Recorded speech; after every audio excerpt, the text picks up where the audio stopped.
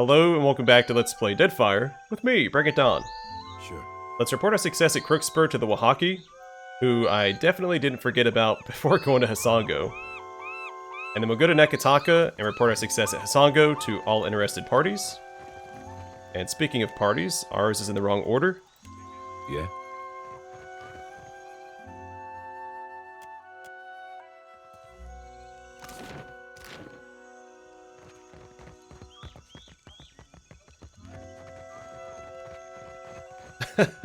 Okay, pathing.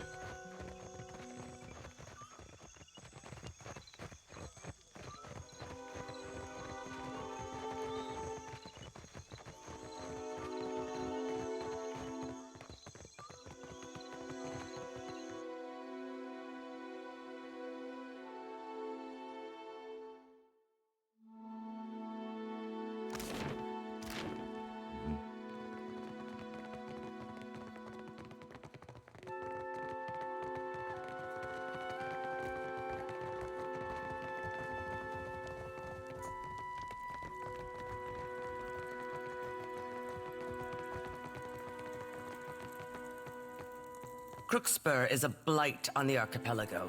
I pray that Ngati drags the island down with both claws. What say? Urasari nods to you. I came to discuss your slaver problem. Her eyes brighten with joy. Urasari steps closer and embraces you roughly, clapping your back. What say? If those parasites drew their final breaths, I would hear of it. Master Kua is dead. His business is finished. While Onakaza plays at diplomacy, we are the spear in the guts of our enemies. I have come to expect troubling news from outsiders. Today is no different, but at least you bring me a tale for my grandchildren. Nodding to herself, Urasari looks you up and down, weighing something unspoken. I say I have a tale of my own. One of cheap words, false promises, and betrayal. Rawatayan warships circle Crookspur, and the cries of bondage carry across the waves like the song of injured gulls. Technically, I left Crookspur leaderless. But we'll try diplomacy. You left Crookspur leaderless. You had to expect someone would occupy the vacancy. She chews the inside of her cheek and holds her silence. I do not revoke the hospitality of the Wahaki, but I suggest you leave this place. She dismisses you with a wave. Read her soul.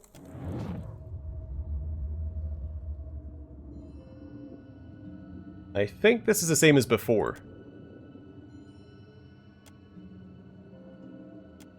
Yeah.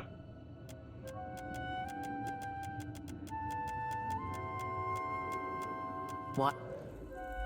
Come no closer, Oh no! outsider. Right. That's a shame.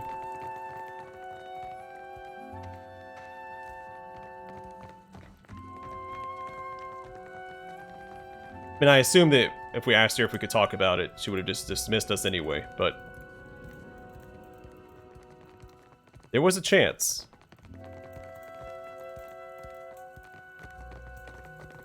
Not happening. Again, you interrupt me.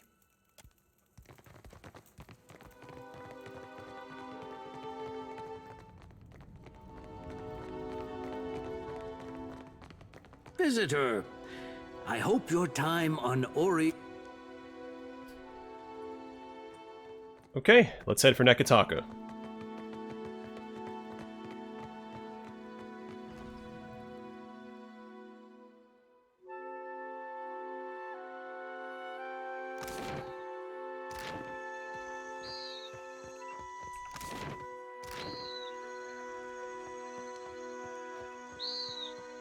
Also, I was betrayed when it came to Crookspur as well. I was led to believe that the Rawatayans weren't going to get involved at all, because they're afraid of the, I guess, political backlash. Will do.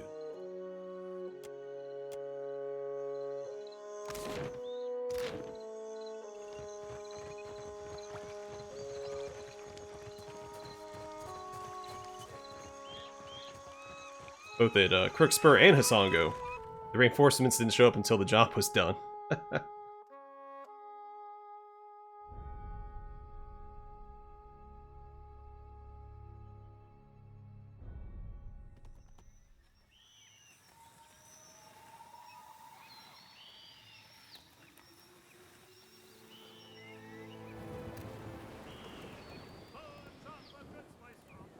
And away we go.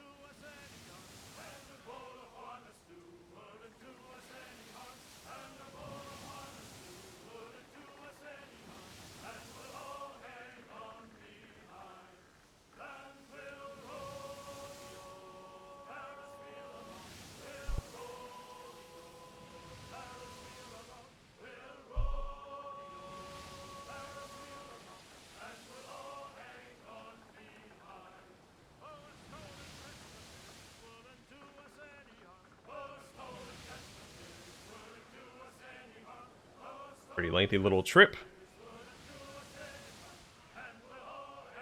But we made it.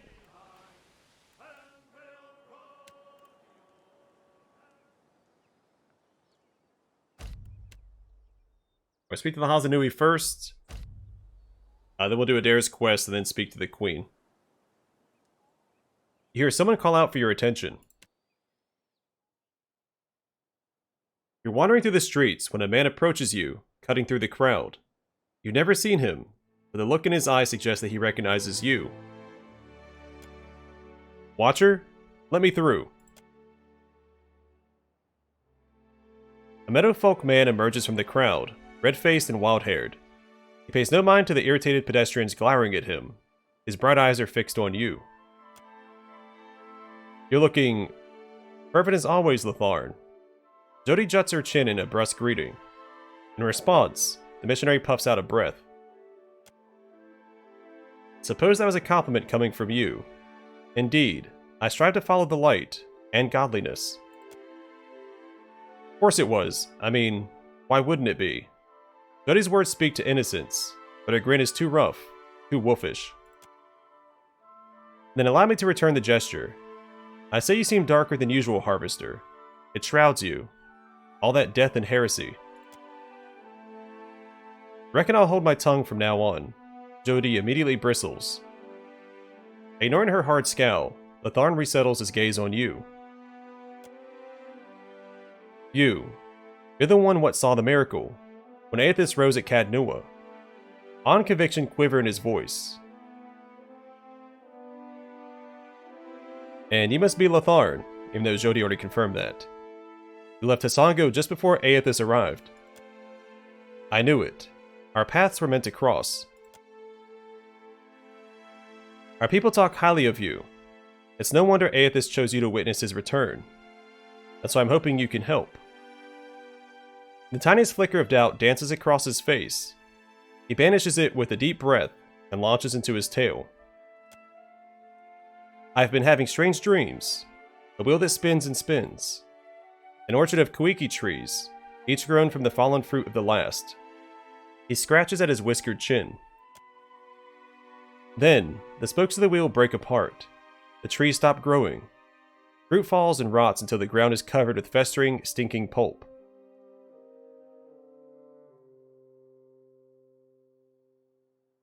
Why are you telling me? He takes a deep breath. In these dreams, I also see you, at the center of the wheel, in the middle of the orchard. You were there when Aethys rose. You seem to follow every place he's been. He works his mouth into a fretful pout as he gets to the crux of his concerns.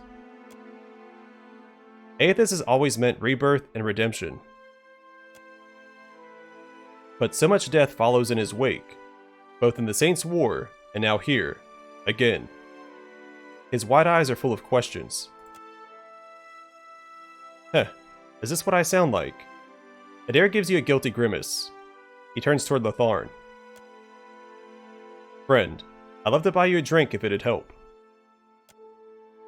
He shakes his head, the anxiety mounting behind his eyes. I need to know what this means. Please.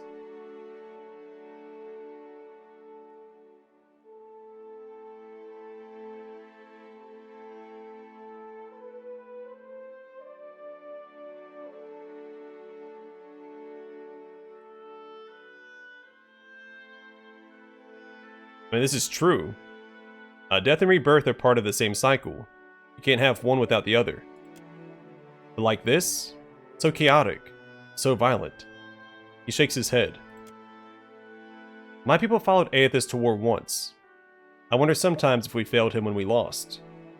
Or if we did that moment we laid hand to blade. Please, you've seen more than anyone. You've got to have some idea of what it all means. And how we make sense of it.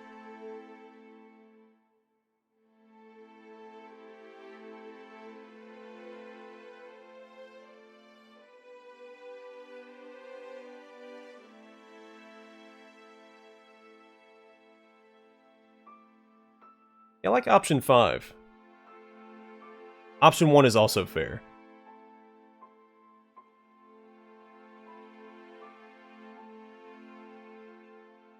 Option 4 is also good. And option 7 is also very good. I like taking credit away from the gods.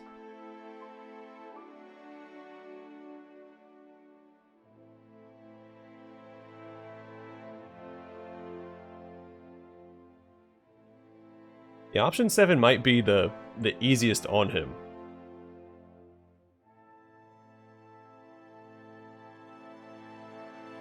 That's a tough one. The Dawnstars have survived because of the community they formed. You don't need Aethys for that. Never thought of it that way. Latharn nods, letting this sink in. I won't keep you, but you've given me a lot to think about. Thank you. He turns away and allows himself to melt into the crowd.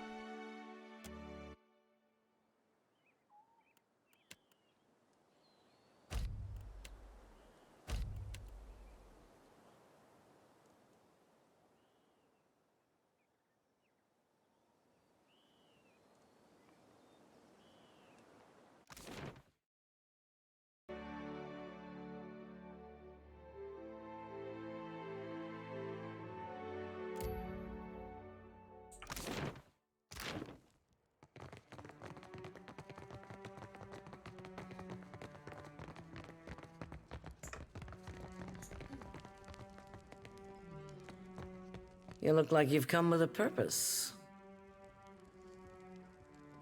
Odd way to open up the conversation. What was with all the black powder at Hasongo?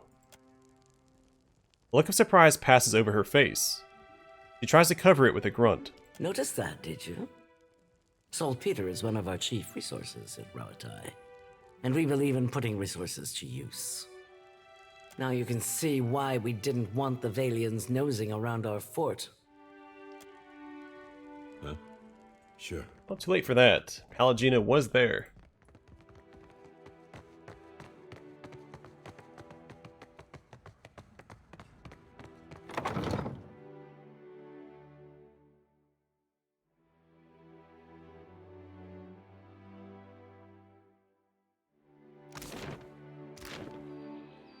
Will your mighty fortress protect you from the Audra Colossus? Much better than wooden huts, my friend. You cannot stand against such a force. You can only flee it.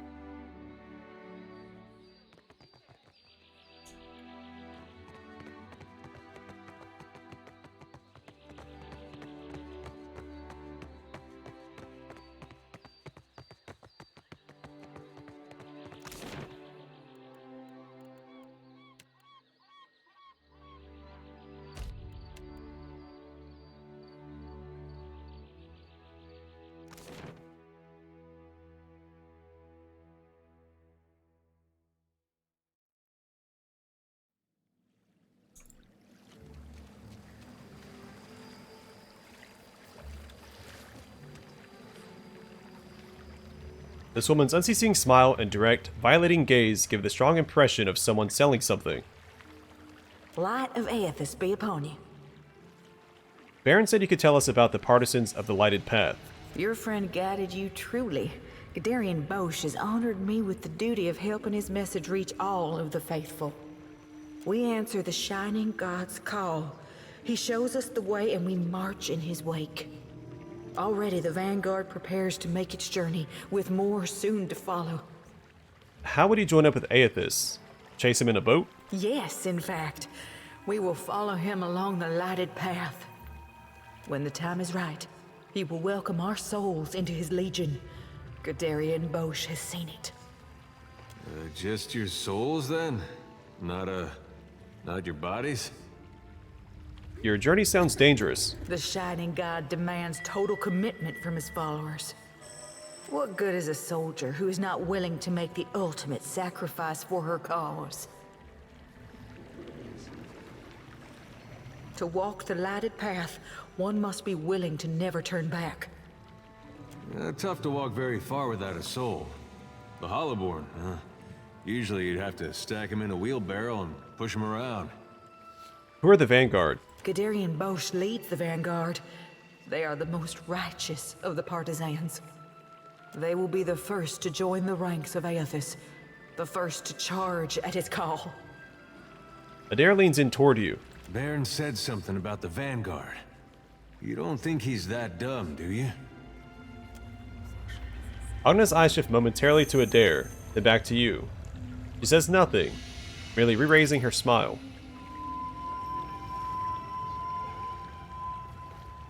Do you have a list of people in the Vanguard? We want to see if our friend is among them. The vanguard know their own, and Gadarian Bosch knows them. Beyond that, we keep such information private. Edér turns his head away to hide a look of exasperation, but then it shifts, his eyes suddenly hopeful. He looks back at Agna. If they know their own, what do you think they'd say to a couple new members? Can we be in the Vanguard too? I'm afraid you cannot. The vanguard is reserved for the most faithful among us. You have not even joined the partisans.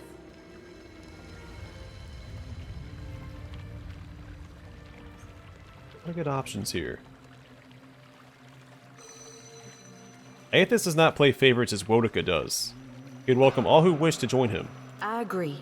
And Gadarian Bosch has admitted to the vanguard all who ask to join.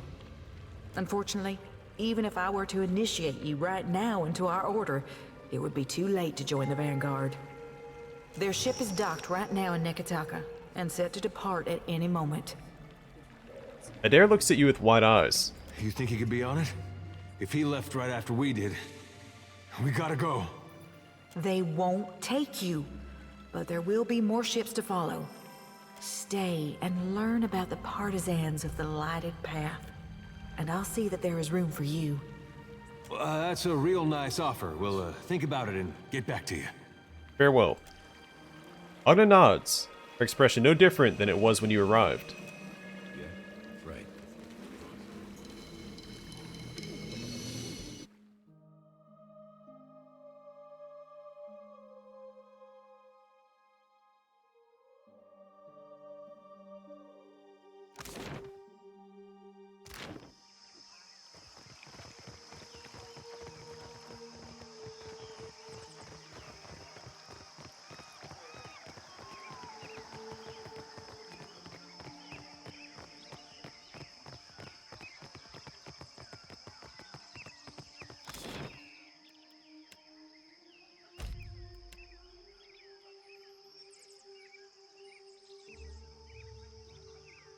I assume the ship is docked in Queen's Berth.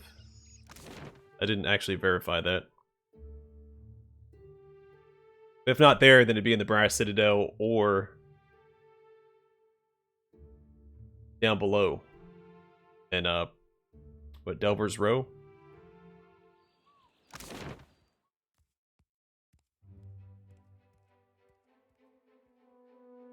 Here's our ship. Let's just look at the quest log.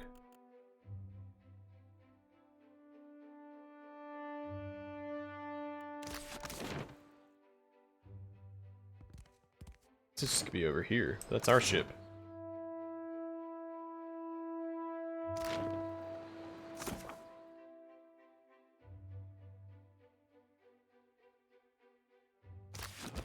Let's head over towards the docks and see what happens. They better not be trying to take my ship.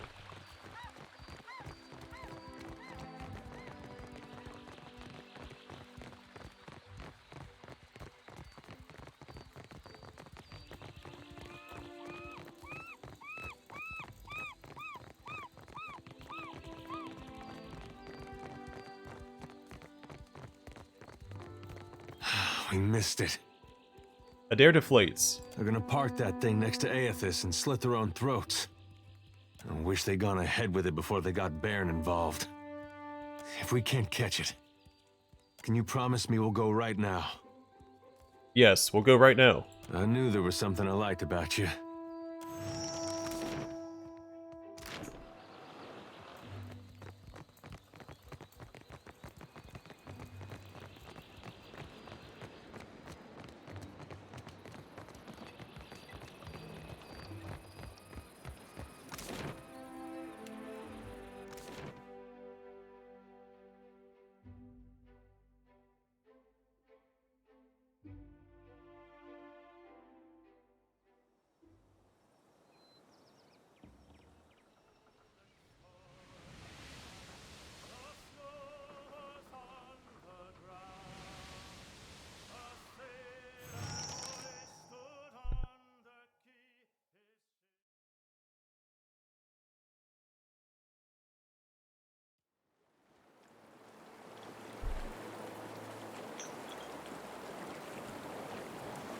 So this might devolve into a scuffle.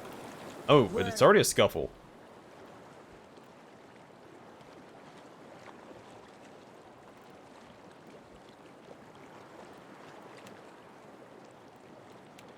Moeth, Ixie, Ona, Vida.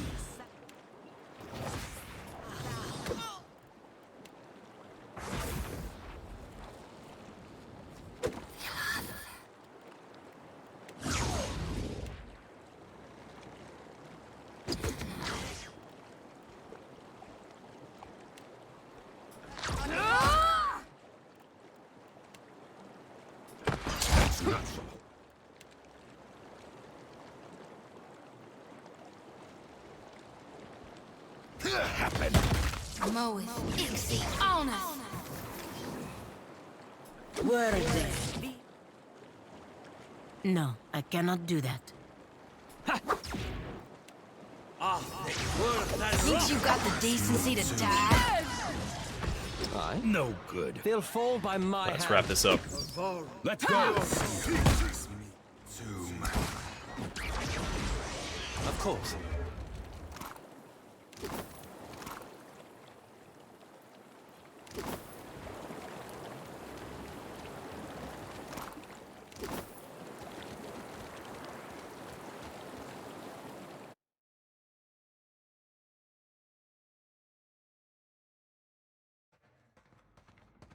The others have drunk, Bairn. Their souls make their way to Aethys. Jeez Louise, man. This isn't the time for hesitation. It's the time for faith. Come, let us show him together. The man uncorks a vial hanging from his neck, filled with a viscous fluid of earthy red. He raises it and waits. With unsteady hands, Bairn uncorks an identical vial hanging from his own neck. No, no, no, no, kid! Edér stepped forward. His palms are outstretched. Bairn nearly drops the vial. He catches awkward hold of it between his forefingers. His gaze drifts up to Edér. He stares with dull eyes, as if he's trying to place him. What is this? You aren't one of my flock. How did you get here? Edér ignores Bosch, keeping careful eye contact with Bairn.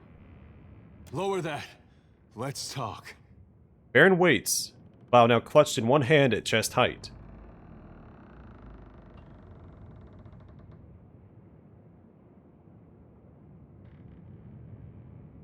You have doubts about this.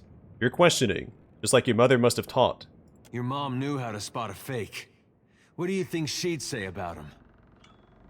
Edér nods towards Bosch. How could I know? She left me here. The vial in Bairn's hand hovers now just above waist height. What is faith if it isn't tested? These people are willed here by Aethys to challenge you. Make him proud. I will make him proud. It sounds almost like a recitation. Edér's mouth is open, but he has no answer. He looks to you, desperation in his eyes.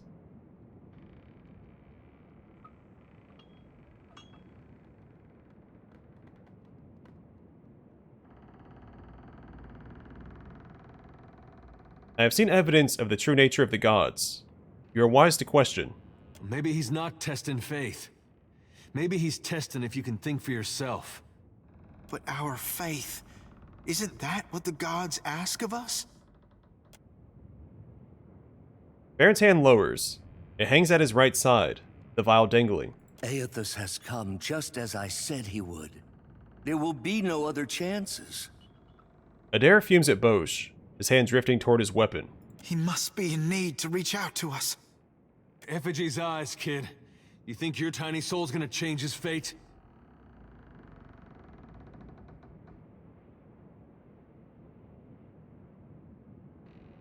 As a watcher, I'll pin your soul to the floor. You will never reach Aethys. And we'll smack it around a while too, on behalf of your mother. You'd keep me from my destiny? Out of spite? Baron's expression shifts suddenly. He looks like someone who's been slapped hard across the face.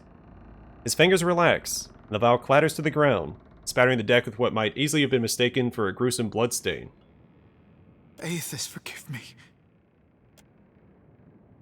Edér takes what sounds like his first breath in a while. His fingers trace over his mouth and beard in a rhythm of reassurance. As you wish, then. Abandon your god. Oh, shut up. For betrayal, there can be no forgiveness.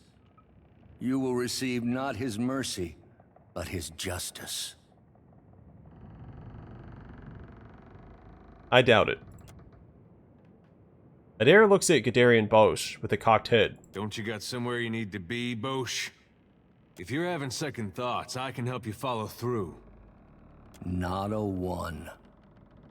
Bosch smiles and raises his vial toward Edér in toast. He downs the fluid in a single gulp. The shining god will light the way. He barely gets a sentence out before the first spasms rack his frame. A reddish froth bubbles from his lips and he collapses to the floor, flopping and arcing like a netted fish. In one final rigid convulsion, his breath stops and his body settles heavily on the deck in an unnatural pose. Think he's alright? He looks a little seasick.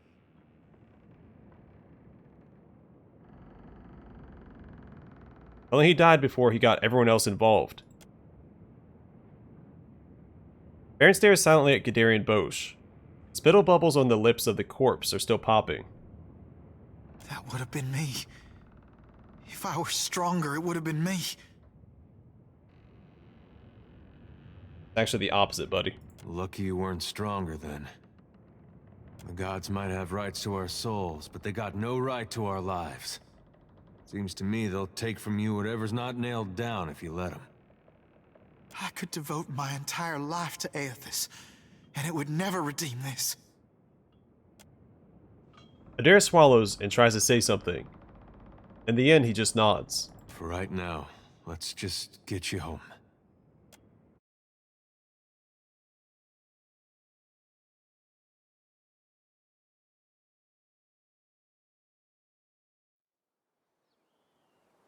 Is that the next quest objective?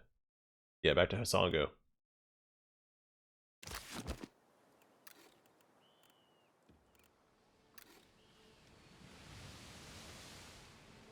I mean, if they're that zealous, that fanatical, I mean, you think they'd interpret me showing up in the middle of the ocean to stop him from drinking the vial as divine intervention in of itself. Especially as a person that they give so much credit to as the Watcher who witnessed Aethys coming back.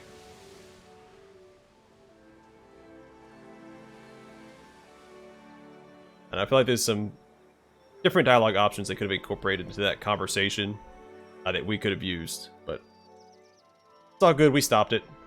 For now, I'm going to call it here, and next time we'll return Baron to Hasango.